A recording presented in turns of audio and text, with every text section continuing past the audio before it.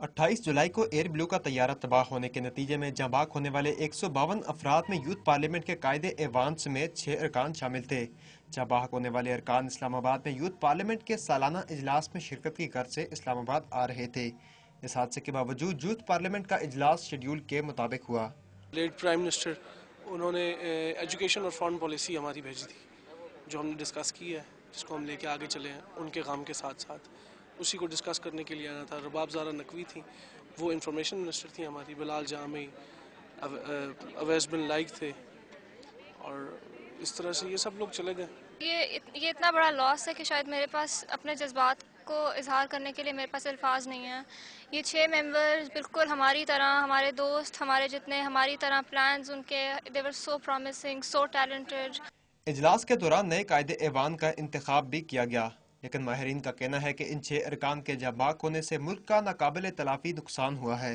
देखिए, जो नुकसान हुआ है हमारा यूथ पार्लियामेंट का, या मैं उससे कहीं बड़ा नुकसान पाकिस्तान का हुआ है। ये वो लोग थे कि जो पूरे पाकिस्तान के कई सौ नौजवानों के अंदर से सिलेक्ट हुए थे और यूथ पार्लियामेंट का हिस्सा थे। सो जो वो चीज़ है, वो लॉस पाकिस्तान के लिए है कि हमने अपने फ्यूचर लीडर्स खो दिए हैं।